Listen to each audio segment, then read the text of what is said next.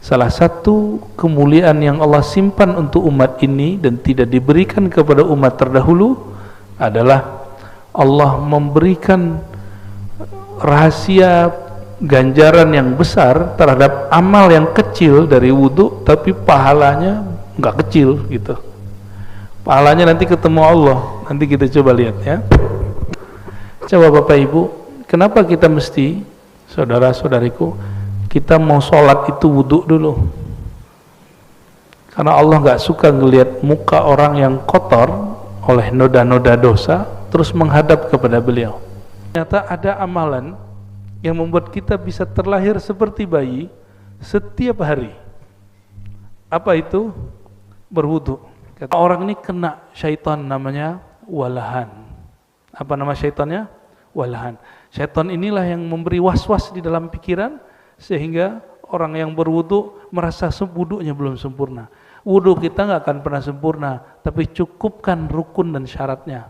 Mau jadi wali Allah, salah satunya al-wudu alal makarih.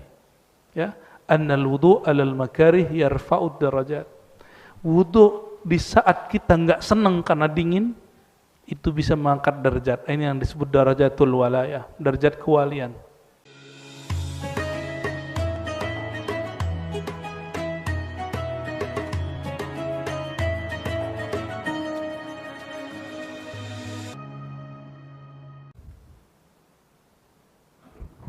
Astagfirullahaladzim, astagfirullahaladzim, sorry ya Sayyidi Rasul. Assalamualaikum warahmatullahi wabarakatuh. Alhamdulillahilladzi khassana bil ummatil muhammadiyah. Asyhadu an la ilaha illallah, asyhadu anna Muhammadan abduhu wa rasuluh. Allahumma salli wa sallim wa barik ala sayyidina Muhammad wa ala alihi wa ashabihi ajma'in wa ba'du. Baik Bapak Ibu, saudara-saudariku yang bukan Allah, sebelumnya kita membahas tentang keutamaan atau keistimewaan umat Nabi Muhammad SAW yang umum, dan itu jumlahnya ada 14. Ya, silakan dilihat kajian-kajian yang lama. Insyaallah sekarang masuk kepada keutamaan khusus. Keutamaan khusus ini banyak, ada puluhan. Nanti kita coba baca pelan-pelan, mulai dari wudu sampai nanti di akhirat bertemu Allah Subhanahu wa ta'ala. Jadi urusan ketemu Allah mulainya wudu dulu.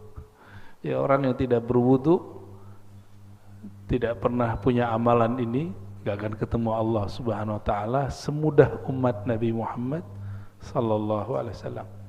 Ini seri kajian karya-karya dari Abuya Sayyid Muhammad Alawi Al-Maliki. Ada beberapa majelis sebenarnya dulu saya pegang 3 kitab, hanya mengajarkan kitab Abuya Sayyid Muhammad di 3 majelis. Namun karena satu lain hal, kesibukan dan lain sebagainya, yang masih saya pertahankan di sini. Ya. Karena kiainya, kiai yang nungguin masjidnya, Kiai Abdurrahman, pernah saya kerjain, tapi ternyata lolos. Ya, saya batalkan acara tiba-tiba. Sehari sebelum itu malamnya datang ke rumah. Ya, datang dengan tahu hati saya nggak enak aja gitu. Nah, jadi untuk ngaji kitab seorang wali, kadang-kadang kita mesti uji juga ketulusannya. Ini serius nggak nih buat pengajiannya? Ya. Ternyata beliau serius, maka saya berapapun yang datang kita lanjutkan kajian. Tempat-tempat yang lain bukan karena masalah itu, tapi waktunya sudah nggak memungkinkan. Ya. Masih ada 2 tempat lain yang saya sudah cancel. Ya. Dan kami insya Allah serius, sungguh-sungguh hanya mengkaji karya-karya ulama, karena ulama itu pintu memahami Rasulullah SAW. Ya. Kenapa nggak langsung saja baca Quran? Quran itu kalau nggak ulama yang salin nggak nyampe ke kita. Maka untuk membaca Al-Quran mesti baca karya ulama yang berkait dengan Al-Quran. Kenapa nggak langsung saja kepada tafsir? Tafsir itu hanya salah satu makna daripada yang ditulis, yang ditangkap oleh si penafsir saat dia menulis. Padahal pemahaman tafsir itu ada di banyak kitab. Al-Quran itu jika berbicara hukum, ilmu yang lahir dari sana namanya hukum fikih, ilmu fikih. Maka kitab-kitab fikih itu kitab Quran, kitab penjelas Quran. Jika berkaitan dengan ilmu akidah, ilmu-ilmu ketuhanan, kita sebut usuluddin. Nanti ada lagi ayat-ayat yang berkaitan dengan akhlak, etika, atau kemakrifatan, atau cara mensucikan jiwa, disebut dengan tasawuf. Maka ajaran tasawuf, kitab-kitab tasawuf itu juga tafsir terhadap Al-Quran, ya. Jadi kalau anak-anak muda hari ini yang baru hijrah kadang-kadang itu mempertanyakan kami, kok pakai kitab-kitab yang bukan kitab Al-Quran? Justru kitab ini penjelas Al-Quran, ya. Mari kita baca surah Al-Fatihah untuk baginda Nabi Muhammad SAW. Untuk pengarang kitab ini Abu Said Muhammad dan guru-guru kami yang mempunyai sanad kepada beliau. Jadi jarak saya dengan beliau masih berjarak ada 1 orang, ya. Tapi murid-murid beliau masih banyak hari ini di Indonesia, dan Indonesia mempunyai atba, pengikut Abu Said Muhammad terbanyak di dunia, ya. Untuk mereka semua dan untuk diri kita juga, kita bacakan surah Al-Fatihah. A'udzubillahi minasyaitonir rajim. Bismillahirrahmanirrahim. Shiratal mustaqim, shiratal ladzina an'amta 'alaihim ghairil maghdubi 'alaihim.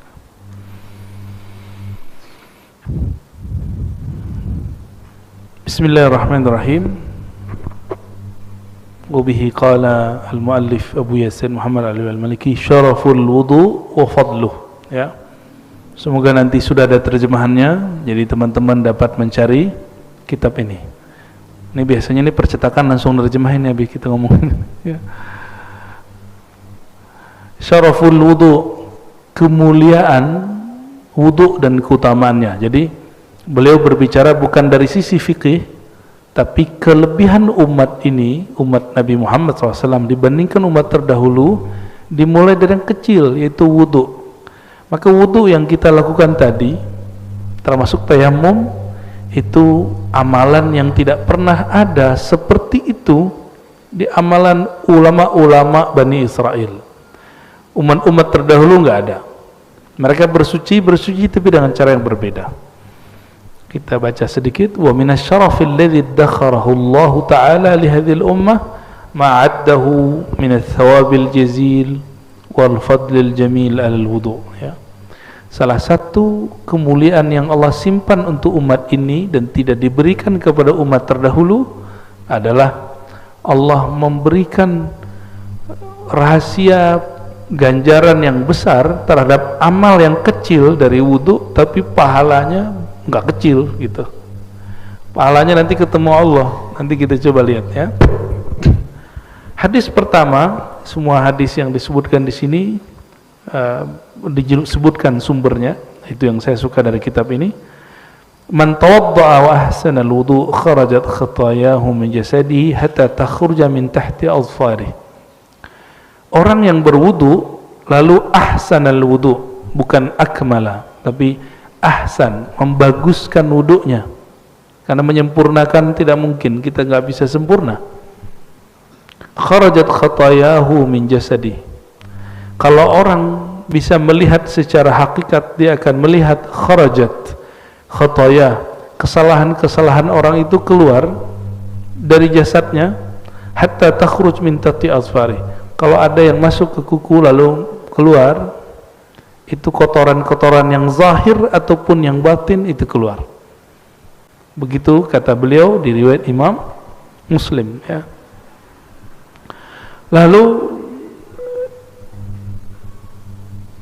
di hadis yang berikut beliau menambahkan, ya, keluarnya itu kharaja min wajhihi kullu khati'atin nazara ilaiha bi'ainihi. Tadi matanya pernah memandang sesuatu yang Allah tidak ridho enggak? Atau kita melihat sesuatu lalu kita merendahkannya, atau kita berprasangka kepadanya, terbersit itu, maka di wajah ini menempel kegelapan. Gelap di sini bukan berarti kulit hitam, bukan. Gelap di sini banyak kok orang kulit hitam wajahnya bercahaya. Dalam bercahaya itu maksudnya kondisinya kayaknya menyenangkan. Nah, kalau hati kita ini gelap, maka cahaya wajah ikut gelap. Cahaya wajah ikut gelap. Maka jangan pernah simpan keburukan apa aja. Ya. Coba Bapak Ibu, kenapa kita mesti, saudara-saudariku, kita mau sholat itu wudhu dulu? Karena Allah nggak suka ngelihat muka orang yang kotor oleh noda-noda dosa terus menghadap kepada beliau. Nah, jadi ada amalan tanpa taubat, kok dosa-dosa kita gugur, itulah wudhu. Oleh karenanya seorang mukmin yang menjaga wudhu disebut dia fi wajhihi nur, karena wudhu itu dari ada makna dhiya, sinar, wajahnya bersinar. Ya. Kharaja min wajhihi, keluar dari wajahnya kullu khati'atin, semua yang kesalahan, bukan satu, semua, kullu khati'atin. Kita ngelihat orang nih, gitu ya, itu ngefek ke wajah, ngeremehin orang, nanti nempel di wajah, memori itu nanti akan hancur, hilang. Nazara ilaiha bi'ainihi, yang disebabkan karena dia memandang sesuatu, ma'al ma, keluar akan ikut turun bersama air atau bersama akhir qatril ma, akhir terakhir air yang netes. Begitu juga tangan, begitu juga kaki, ya. Kharajat kullu khati'atin mashatha rijlah ma'al ma' wa akhir qatril ma hatta yakhruja naqiyan minadz dzunub. Jadi kalau dimulai dari tangan, wajah, kepala, coba kepala kita ini berapa joroknya otak kita ini, sampai kaki. Lalu Nabi mengatakan hatta yakhruja naqiyan minadz dzunub, sehingga dia keluar dari tempat berwudu, dia juga sudah bersih dari semua dosa. Jadi cukup dengan wudu. Umar terdahulu kalau ada kesalahan itu mesti melakukan hal yang berat-berat dulu. Sedangkan kita untuk menghapus semua kesalahan itu cukup dengan berwudu, kecuali ada hak-hak manusia yang kita ambil, itu tidak cukup dengan wudu, mesti kembalikan haknya. Ngambil sendal orang di masjid, ya balikin dulu sendalnya, nggak ada urusannya dengan wudu, ya. Di riwayat Amr bin Ambasah, ini juga riwayat Imam Muslim, ada kalimat begini, ma minkum rajulun yuqarribu wudu'ahu fayumadminu wa yastanshiku fayantathir illa kharrat khataya wajhi wa fihi wa khayashimihi, ya. Summa idza ghasala wajhahu kama amara Allah illa kharrat khataya wajhi min atrafi lihiyatihi mal ma. Sama dengan tadi, bedanya di belakang ada kalimat fa in huwa qama fa shalla fa hamidallahu wa athna alaihi majjadahu billadhi huwa lahu ahlun farra qalbuhu illa ansarafa min khati'ati kaiti yaumin ka yauma waladatuhu ummuh. Jadi mau diampuni seperti baru lahir, enggak mesti nunggu Ramadan. Kelamaan. Kan kelamaan tuh ke Ramadan, man shoma ramadhana imanan wa ihtisaban, itu masuk. Tapi ternyata ada amalan yang membuat kita bisa terlahir seperti bayi setiap hari. Apa itu? Berwudu. Kata beliau, tapi ada syaratnya. Dia berwudu dengan sebaik-baiknya, bukan selama-lamanya. Ini bedakan. banyak yang berwudu lama tapi tidak sempurna. Wudu itu nggak usah lama. Wudu itu airnya nggak usah keluar banyak-banyak, karena yang buang-buang air itu anak-anak atau setan, dua aja. Ya. Airnya kenceng, terus wudunya lama, naik-naik ke atas udah basah separuh, itu anak-anak yang begitu, ya. Atau yang kedua, temannya syaitan. Innal mubadzirina kanu ikhwanas, ya. Orang mubazir itu teman setan. Air mubazir itu teman setan.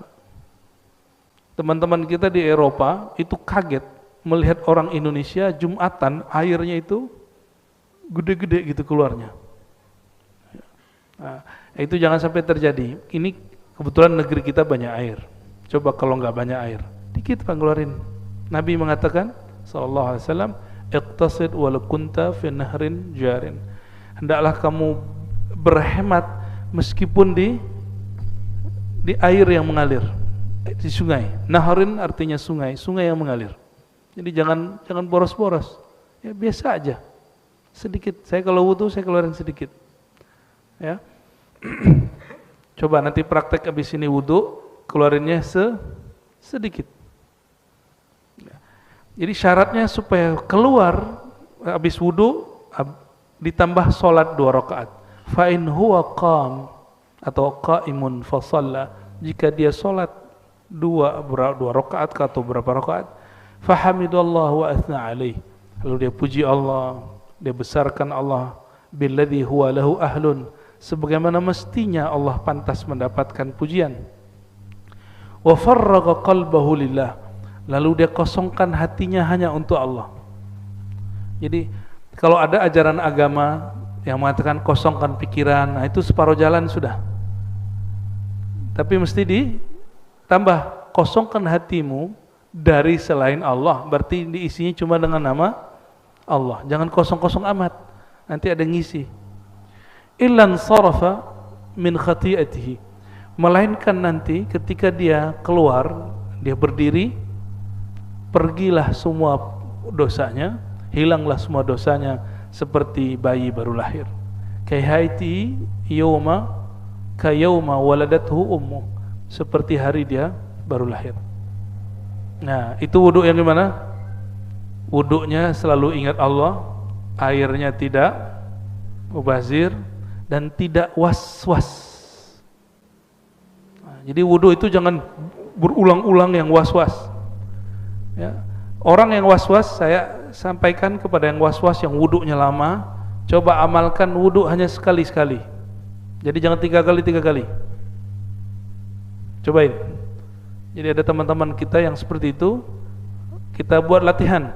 Kamu hanya boleh berwudu sekali seminggu ini. Jadi dia sekali wajah, sekali tangan. Itu berat bagi dia. Setiap wudu setengah jam. Itu pas masuk masjid udah basah separuh, padahal ini sudah dewasa. Ternyata pernah baca kitab tapi salah faham. Imam Ghazali mengajarkan kalau wudu sampai di tangan baca apa, di wajah baca apa. Itu bukan dibaca begini, itu hanya dimakrifatkan, hanya dimaknakan, bukan kemudian panjang nanti. Itu doanya udah 3 lembar. Kapan selesainya? Ya. Maksud Imam Ghazali nggak begitu, ya. Yang berwudu masih lama, nah, nanti hati-hati. Ada satu syaitan nempel di dirinya. Kalau wudunya masih begitu, masih berulang-ulang was-was. Nanti dia kalau masuk, dia mikir, kayaknya belum sempurna, kayaknya belum. Nah, orang-orang ini kena syaitan namanya walahan. Apa nama syaitannya? Walahan. Syaitan inilah yang memberi was-was di dalam pikiran sehingga orang yang berwudu merasa wudunya belum sempurna. Wudu kita nggak akan pernah sempurna, tapi cukupkan rukun dan syaratnya. Udah, nggak usah sempurna. Yang sempurna hanya milik Allah Subhanahu wa ta'ala.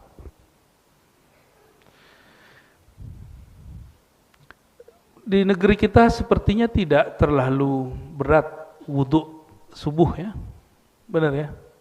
Tapi di Turki atau di negeri-negeri subtropis, di Eropa, di India di musim dingin, di Cina, termasuk di semua wilayah Arab musim dingin, itu wudu, bayangkan lagi 2 derajat, 3 derajat, 4 derajat, gimana perasaannya wudu?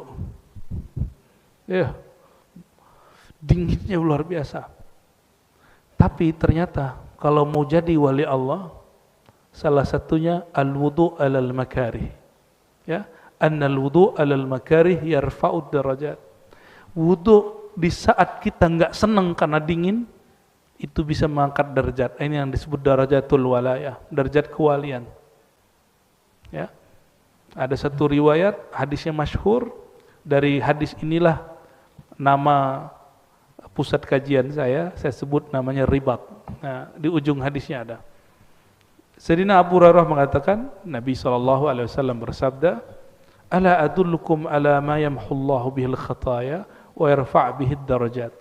Maukah kamu aku ajarkan sesuatu amalan yang ringan, ya, tetapi Allah menghapus dengannya semua kesalahan-kesalahan dan mengangkat banyak derajat, bukan 1 derajat. Ya. Qalu, mereka bertanya, "Bala ya Rasulullah." Qal isbaghul wudu alal makarih. Isbagh itu artinya memaksimalkan wudu meskipun sedang musim dingin atau sedang badan kurang fit. Ya. Ada nggak orang mati karena wudu? Nggak ada kan? Yang ada seger. Ya. Cuma karena orang Indonesia ini wudunya mesti basah, padahal wudu begini cukup, Pak. Nabi itu kalau dulu wudu itu ada yang megangin.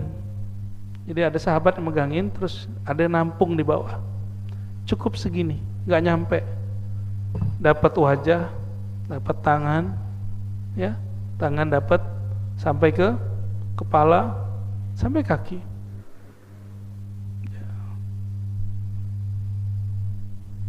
Nggak perlu saya tunjukin lah ya, sudah banyak orang nyontohinnya di YouTube ya. Cara berwudu dengan 1 gayung gitu banyak. Kalau ada orang ngomongin nggak enak, itu nafsu. Dia berwudu dengan nafsunya, bukan berwudu dengan kalbunya. Dan di hadis Nabi, hadis Imam Tirmizi dikatakan, la wudu'a liman lam yadhkur ismallahi alaih. Tidak sempurna wudu seseorang jika dia wudu tidak ingat kepada Allah Subhanahu wa taala. Lalu yang pertama tadi apa? Memaksimalkan, membaguskan wudu meskipun kita lagi nggak senang kena air. Nah, ibu-ibu nih, mohon maaf, paling malas kalau malam-malam tuh mandi wajib, ya nggak? Coba tanya bapak-bapaknya, kayaknya benar deh ya. Kalau yang jomblo belum paham tuh ya. Padahal sudah ada air hangat, ya, mandi wajib, hampir sama lah kira-kira. Wa qasratul khuta ilal masajid. Langkah yang banyak ke masjid. Masajid bukan 1 masjid, ke masjid-masjid. Ya. Maka saya kalau jalan, Bapak Ibu, niat saya pergi ke masjid. Saya kalau keluar rumah, biasanya niatnya mau pergi ke masjid. Hatta misalnya saya mau ke gunung nih, mau hiking, tapi niat saya mau ke masjid. Ntar di sana kalau ada apa, kita buat mushola kecil kayak, atau kita numpang sholat di surau, di langgar, gitu. Ya. Ada sebuah hadis, wa ju'ilat liyal ardu masajida. Allah jadikan bagiku hamparan bumi sebagai masjid-masjid. Coba sekarang kalau keluar rumah, niatnya apa? Ke masjid. Sempat nggak maksiat ntar? Nggak sempat mikir malah. Ya. Wantizarus shalah ba'das shalah. Amalan ini yang jarang hari ini diamalkan orang, kecuali diisi dengan sesuatu. Harus ada asbabnya, pengajian kah atau apakah gitu. Intizarus shalah, menunggu sholat setelah sholat. Habis maghrib nunggu isya. Kalau nggak ada pengajian pasti bubar. Untung ada pengajian. Coba lakukan nunggu sholat isya tapi tidak ada pengajian, bisa nggak? Di masjid, wiridan, baca Quran kah? Bosan Quran tuh nggak pantas ngomong Cukup kita katakan lagi kurang nyambung dengan bacaan Quran, sholat 2 rakaat. Mulai capek sholat 2 rakaat, zikir. Gitu. Makanya ada zikir kolbu, ada zikir hati, ada wirid asas, ada ratibul attas, ratibul haddad, ada hizib. Itu sebenarnya pilihan-pilihan menu supaya kita mau duduk. Mau duduk. Saya pernah berkunjung di salah satu negeri di Eropa. Itu orang-orang ngumpul hanya di rumah-rumah kecil, lalu zikir 4 jam dan gak kepikiran buang air sama sekali, gak kepikiran mau keluar sama sekali. 4 jam, mulai dari jam 6 sampai jam 10. Karena di sana jam 6 tuh baru habis asar, jam 10 itu masih terang, 10 malam tuh masih terang, baru kemudian maghrib dan kami berbuka.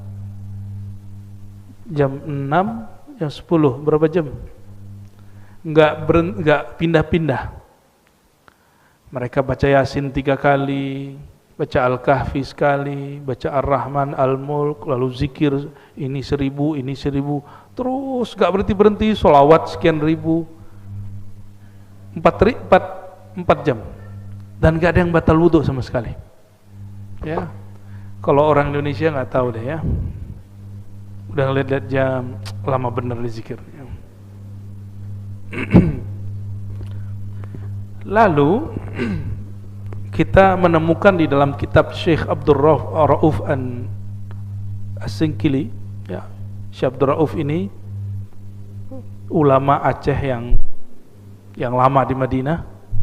Beliau di risalah zikirnya menyanjurkan murid-murid kalau ba'da maghrib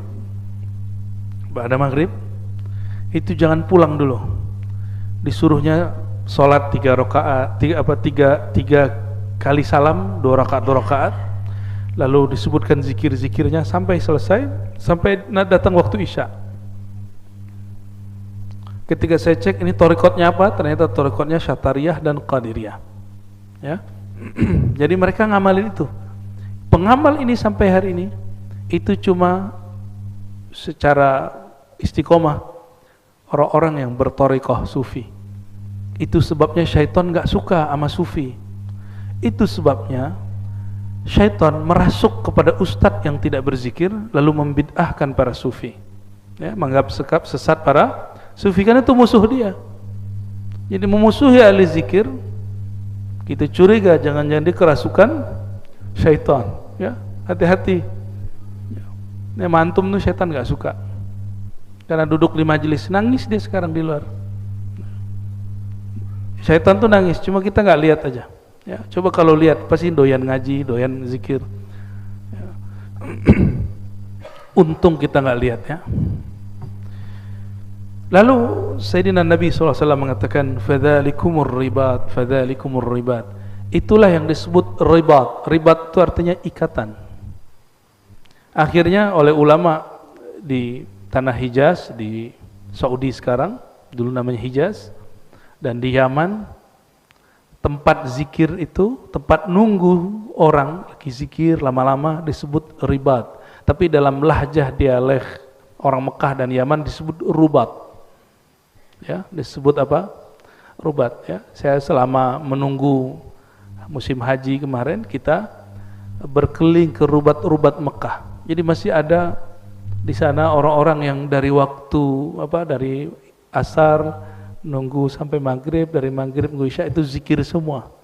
Kalau nggak zikir ngaji, kalau nggak ngaji zikir, udah gitu aja. Masih ada, ya. Dan zikir tarekat orang Mekah. Cuma udah nggak di Masjidil Haram. Kalau dulu langsung depan Masjidil Haram. Ini di Jabal Abi Kubais namanya. Wa min dzalik anna syahadata ba'da al-wudu sababu dukhulil jannah. Tidak hanya itu, salah satu kemuliaan umat Nabi Muhammad SAW setelah dilepas semua keburukan-keburukannya, dinaikin derajatnya, dijadikan syahadat setelah wudu sebab masuk surga.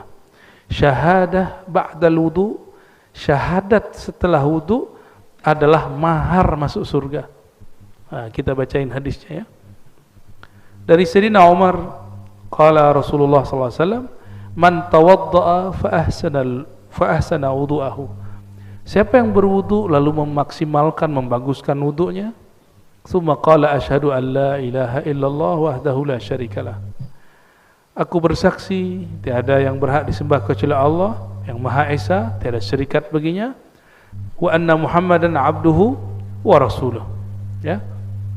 Itu lalu biasanya tambahin doa ya. Doanya apa?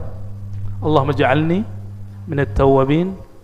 Ya Allah, jadikan aku orang yang berkali-kali tobat. Nah, kita ulangi terjemahannya, bukan sekedar orang yang bertobat, tapi diartikan apa? Orang yang berkali-kali tobat. Waj'alni minal mutahhirin. Jadikan aku ya Allah orang yang suka bersuci. Bersuci di situ artinya suka berwudu. Futihat lahu. Nah, di hadis ini tidak digabungkan dengan hadis yang lain. Di hadis yang lain ada tambahan, lalu dia baca raditu billahi rabba wa bil islam bidina, hadis Imam Muslim. Dikatakan di hadis ini, siapa yang baca syahadat dan doa ini, futihat lahu abwabul jannah, dibukakan bagi dia pintu surga ats-tsamaniyah, yang pintu surga itu ada 8.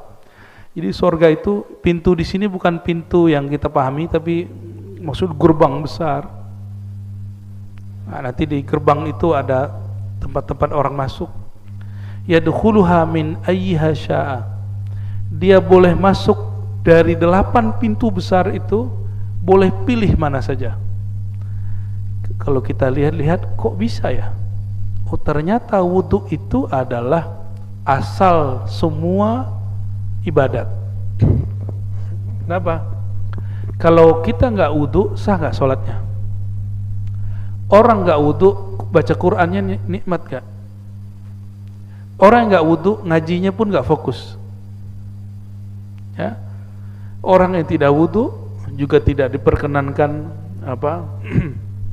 tidak sempurna dia melakukan manasiknya. Ya, jadi wudu itu boleh disebut aslu kulli ibadatin karena dia isinya bertaharah, bersuci. Ini tentang wudu. Jadi wudu itu apa saja kata Said Muhammad? Wudu itu mensucikan manusia setiap anggotanya. Cuma di sini tidak disebutkan satu rahasia, ya, karena ada yang membid'ahkannya. Kalau kita wudu di akhir, jadi yang ngusap yang terakhir itu tetesannya minum, gitu. Ya, dan ini dijadikan sebagai amalan oleh Sidi Ahmad bin Idris al-Idrisi, seorang ahli hadis dan juga seorang ahli zikir di abad keberapa itu ya, 1800 itu berarti abad 19 ya. Beliau mengajarkan salah satu cara untuk mengurangi porsi syaitan dalam diri. Bahkan kata sahabat saya yang dia Allah kasyafkan rahasia wudu, kata beliau, saya gak usah sebut namanya, orang yang melakukan amal ini Allah bakar syaitan dari dalam dirinya. Wallahu a'lam bishawab. Mungkin saja, ya. Nanti dicobain Pak. Kalau wudu, usapan yang ketiga jangan pertama. Kan yang pertama yang keluar apa? Kotoran, dosa. Yang ketiga itu sudah cahaya. Jadi yang ketiga terakhirnya baru di sisa aja di sini. Gitu. Gak usah kemudian diambil, enggak. Itu namanya minum air keran. Ya, yang bekas wudu kita itu sudah cahaya Allah yang masuk. Cahaya itu kalau masuk, kata masyayikh kita, ini bisa mengurangi syaitan dalam diri. Was-was nanti hilang sendiri. Ya, jadi obat orang was-was wudu itu air wudunya sendiri. Ya, kenapa yang ketiga? Kalau Rasulullah SAW mulai dari awal wudu sampai akhir itu diperebutkan sahabat Nabi. Karena Nabi itu wudu nggak banyak, air segini aja.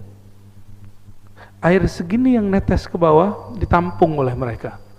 Jadi sahabat Nabi itu kalau Nabi wudu udah begini. Kita mungkin hidup zaman sekarang kalau nggak benar cara membaca hadis, nggak benar baca akidah, sok-sok ahli tauhid seperti yang muncul hari ini, mungkin kita bilang ini Muhammad nih musyrik.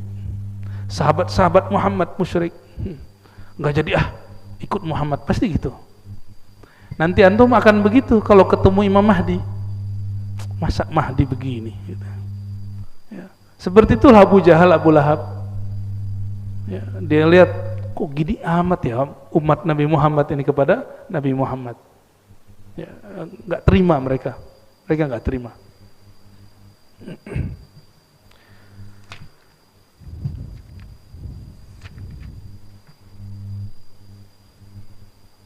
Itu barangkali tentang wudu ya. Kita lanjut atau pertanyaan? Lanjut. Oke. Fadlul adzan wa syaraful muadzinin. Salah satu keutamaan umat Nabi Muhammad SAW secara khusus, kalau yang kemarin yang umum ada pada azan. Ini belum masuk sholat nih. Ada pada azan dan muazzinnya. Azan dan muazzinnya. Wa min syarafil ummah al-Muhammadiyah anna Allah ikhtassaha bil adzan. Azan itu bahasa Arab, itu artinya pemberitahuan. Satu akar kata dengan uzun, telinga.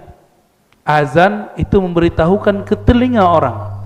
Kalau ke telinga pakai suara atau pakai merem? Pakai suara, ya. Maka azan nggak bisa pakai batin.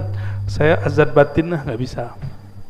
Mesti azannya pakai suara. Maka dulu ada sahabat, ya, namanya Abdullah bin Zaid, mimpi tata cara azan. Jadi Nabi itu nggak mau ngajarin azan langsung, tapi Nabi ingin cek sahabat-sahabatnya dapat ilham nggak. Jadi sahabat-sahabat itu dilibatkan di dalam cara untuk beribadah sosial, kan sholat azan itu ibadah sosial. Maka diberilah dua sahabat mimpi ketemu malaikat dan diajarkan cara azan. Dalam hadis Imam Abu Daud disebutkan dalam babul kitabul azan bahwa ada malaikat mengajari Abdullah bin Zaid cara azan, lalu disetor ke Nabi. Jadi tiap pagi mereka setor mimpi ke Rasulullah SAW. Jadi sahabat itu pengalaman rohani disetor ke Nabi. Coba mana ada majelis begitu hari ini? Majelis hari ini setor ke ustadz apa? Paling jelek-jelekin orang.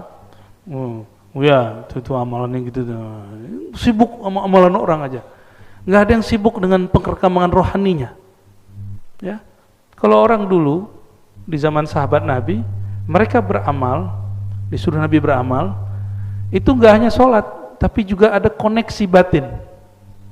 Dilatih berkoneksi batinnya dengan Allah, dengan malaikat, dengan arwah-arwah yang suci. Ada caranya, dan itu bukan syirik, itu ajaran baginda Rasulullah SAW. Makanya Nabi itu doyan ke kubur malam-malam lagi. Coba antum bayangin kalau ada ustadz hari ini ngajak ke kuburan malam-malam, gimana? Berani gak? Pasti orang bilang itu ustadz kuburiyun. Ente berani gak ngomong gitu ke Rasulullah SAW? Ya, Rasulullah itu malam-malam Sayyidah Aisyah tidur, keluar dari rumah, kan deket, jalan sedikit beberapa ratus meter udah nyampe di Baqi. Lalu Nabi kemudian seperti berdialog dengan ahli kubur. Nabi suka begitu. Nah, itu disebut dengan berkoneksi dengan kubur. Maka Nabi mengeluarkan satu kalimat, zurul qubura fa innaha tudzakkirul maut. Ziarahilah kubur karena dia bisa memutus cinta kamu dari dunia, yaitu mengingat kematian. Orang semakin dia cinta dunia, semakin gelap cahaya wajahnya. Mau dia sudah belajar zikir sekian ribu tahun, itu iblis. Iblis 18.000 tahun dia belajar zikir, latihan zikir, gelap wajahnya. Sampai hari ini wajah iblis itu gelap, padahal sudah pernah berzikir 18.000 tahun. Maka jangan andalkan wirid-wirid kita. Yang kita andalkan adalah ma'rifat kepada Allah, ma'rifat kepada Sayyidina Nabi SAW. Dan ma'rifat itu kalau nambah pasti tambah merendah, bukan tambah meninggi. Ya, bukan merendah tapi meninggi.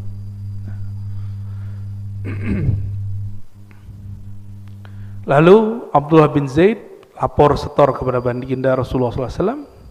Umar dengar, apa kata Umar? Loh, kok mimpi kita sama? Kok pengalaman rohani kita sama? Anaknya Umar, namanya Abdullah bin Umar radhiyallahu taala anhum ajma'in, itu melihat sahabat-sahabat hampir setiap pagi setor mimpi malaikat, ketemu malaikat, ketemu malaikat. Jadi sahabat-sahabat itu interaksi dengan malaikatnya sering sekali.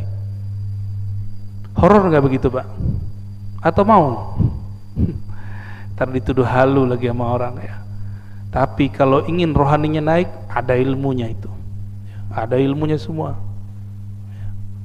Karena nanti Dajjal itu bisa menguasai alam. Dia bisa dialog dengan pohon-pohon, bayangin coba. Dia bisa menundukkan angin, menundukkan hujan, menundukkan cuaca. Dia kau bilang mati, pohon mati pohonnya. Nah, kalau kita nggak mengerti ilmu ini, seperti sahabat-sahabat dulu mengerti, cuma latihan panah, latihan berenang, latihan kuda ya nggak bisa. Karena hari ini kalau orang persiapan akhir zaman, mohon maaf, semangat ada, cuma mau semangatnya dialihkan untuk apa? Disalurkan untuk apa? Ternyata hanya kepada latihan fisik. Padahal Dajjal itu urusan disebut Dajjal karena dia mengecoh bagian batin, bukan fisik. Kita jaga kesehatan dengan berkuda, memanah, ya, berenang, tapi bukan itu targetnya. Targetnya melatih batin sebenarnya. Nah, sahabat Nabi, sahabat Umar, Abdullah bin Umar ngomong gini, ya Allah, semua sahabat-sahabat Rasulullah sudah setor mimpi, setor pengalaman batin ketemu malaikat. Aku kapan ketemu malaikat? Ya. Lalu dia berdoa, malam itu tertidur melihat dua malaikat. Lain dengan Sayyidina Abdullah bin Abbas, dia tidak mimpi, dia lihat Sayyidina Jibril turun 2 kali. Nggak tahu apakah itu dalam bentuk penjelmaan atau asli.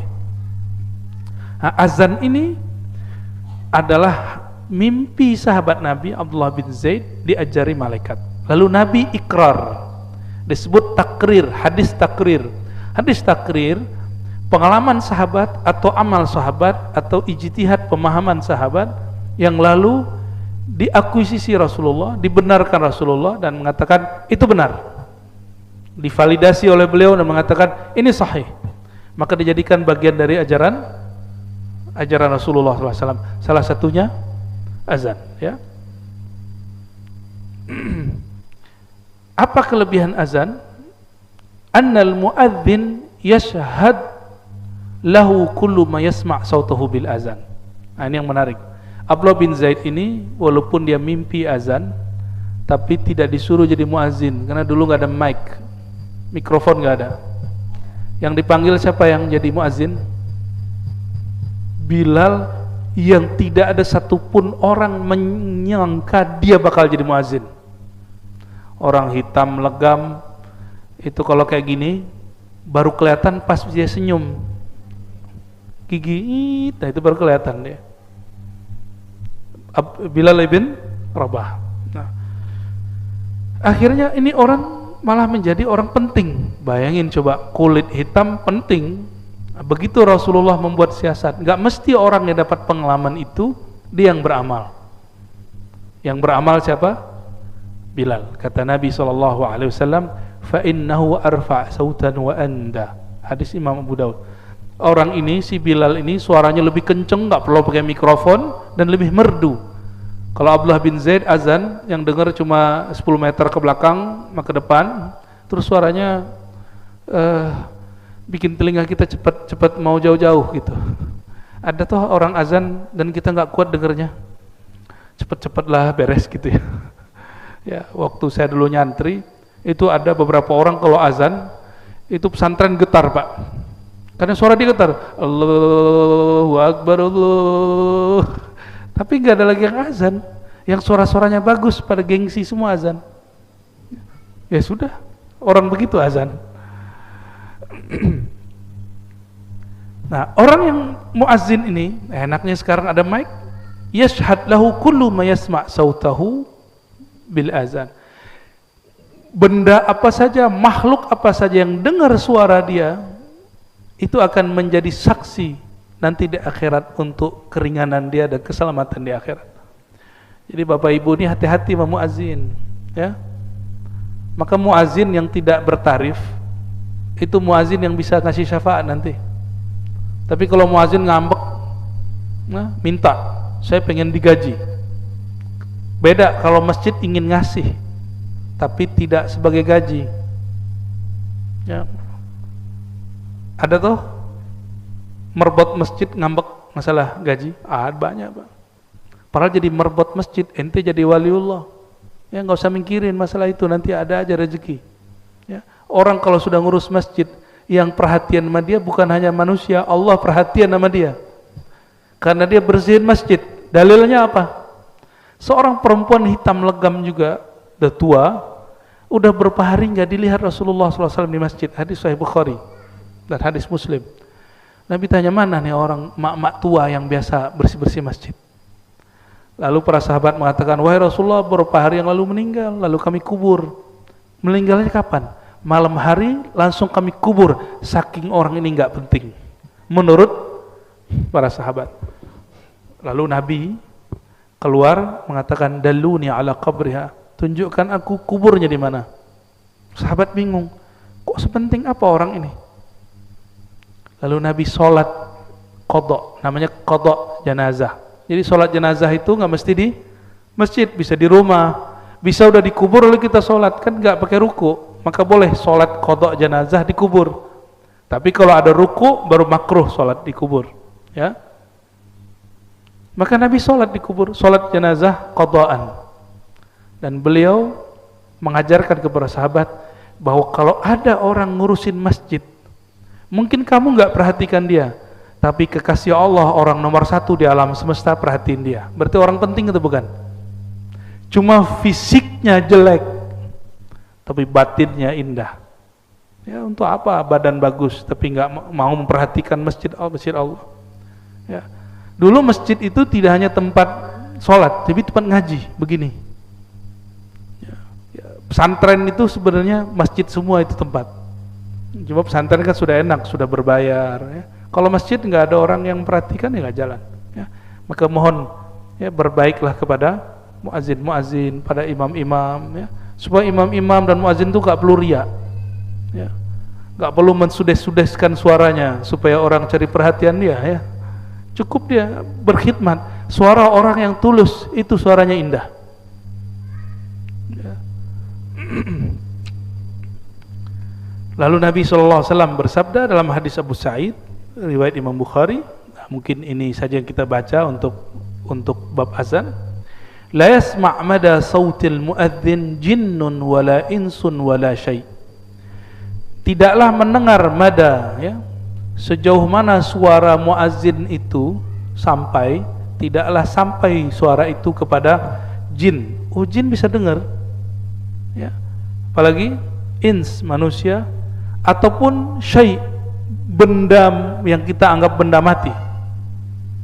Illa yashhad lahu yaumal qiyamah, kecuali semuanya menjadi saksi dia pada hari kiamat. Semua orang ngomong, wahai Rasulullah, itu orang dulu ngajak kami sholat tapi kami nggak datang.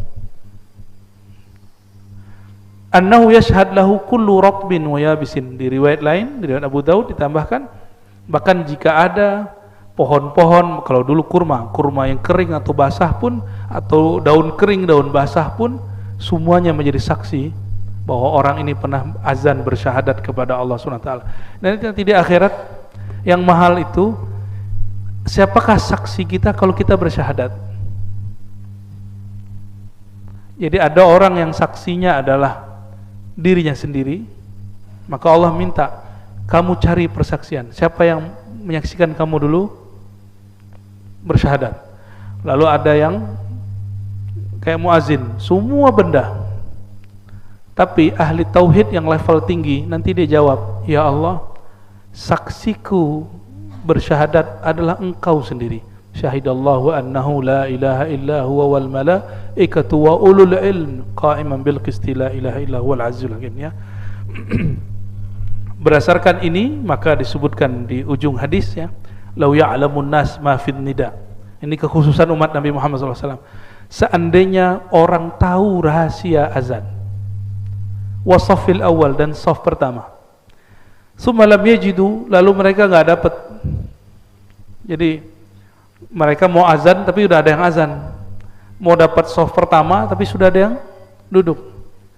Illas ayastahimu lastahamu alaih.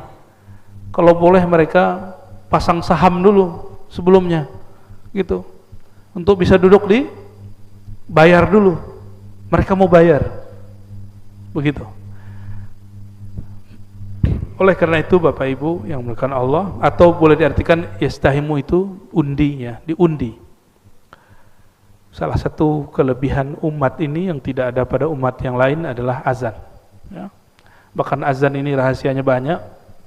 Kalau ada orang diganggu oleh makhluk-makhluk gak jelas yang gak tampak, kita gak punya ilmunya, azanin telinga dia. Jika benar itu jahat, pasti pergi. Tapi kalau itu penyakit jiwa, bawa aja ke rumah sakit, nggak akan berubah-ubah. Tapi jika ada memang, karena jin ini bisa mengalir pada darah, diazanin pasti disembuh. Tapi kalau orang stres bisa nggak? Ya, jadi ada orang kesurupan karena stres, ada kesurupan karena gangguan makhluk halus. Kalau karena stres, itu nggak akan bisa diruqyah. Paling diulang lagi bacaan kita semua. Ya, kita bacain kursi, dibacain kursi juga. Ya, tapi kalau kesurupan karena gangguan jin, itu diazanin minimal pas azan dia berhenti. Nah, namun pengalaman kami melihat orang kesurupan kebanyakan karena stres, kebanyakan ya. Wallahu a'lam bishawab. Semoga ini diberkahi Allah SWT. Ada pertanyaan? Apa cukup? Cukup ya? Oke, ada satu. Silakan.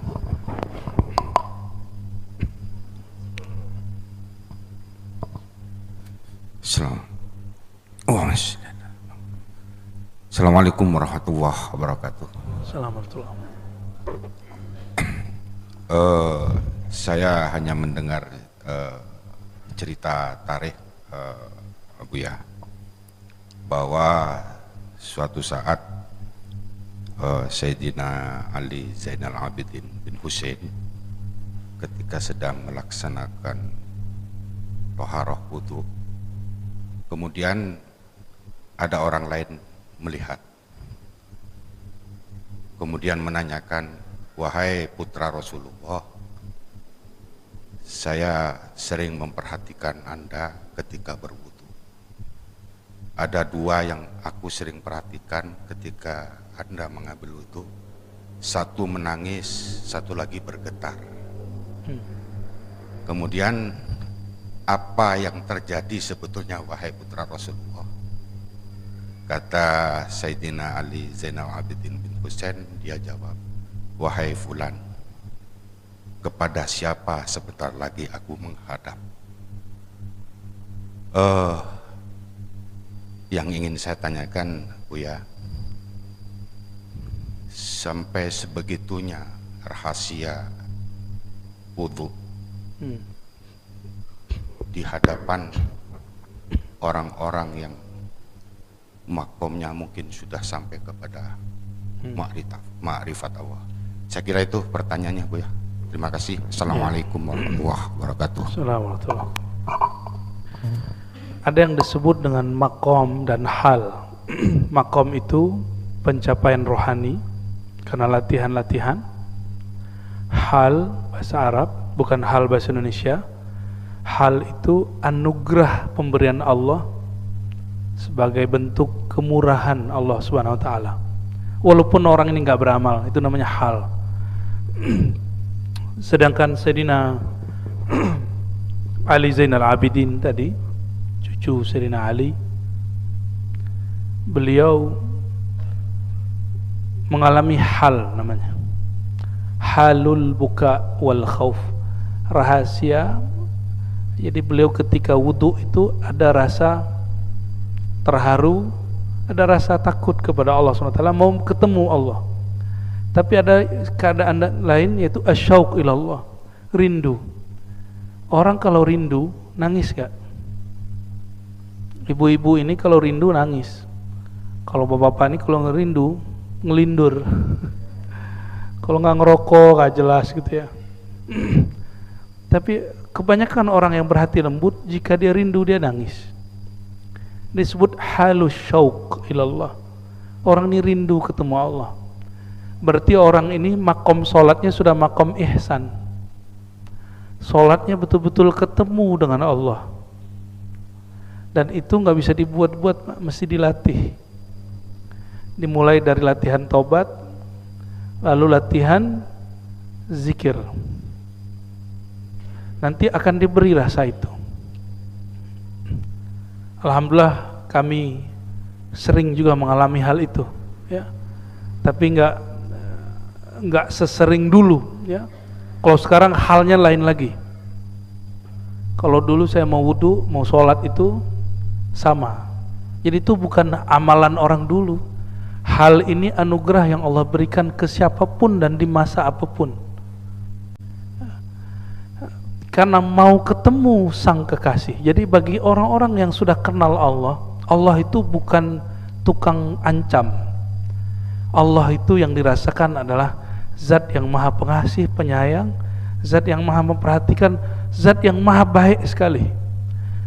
Sehingga kerinduan, cinta kepada dia itu enggak tertahankan sama sekali.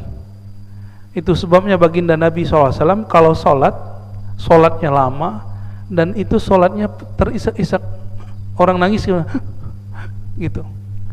Secara fikih, ulama fikih kan lucu. Ulama fikih ini nggak semua dapat rasa ini. Ngeluarin hukum bab mengenai bahwa terisak-isak tidak membatalkan sholat. Ya, ini lucunya ahli fikih sebagian. Kayak gitu nggak usah dikeluarin hukumnya. Ya, tapi saya baca kitab fikih, bagi saya lucu. Ya. Ini bukan untuk dihukumkan. Ini bab tentang rohani. Ya, mungkin ada orang ketawa kan batal Pak sholatnya. Kalau senyum enggak? Kenapa? Ada orang senyum lagi sholat yang dia lihat alam lain. Gitu.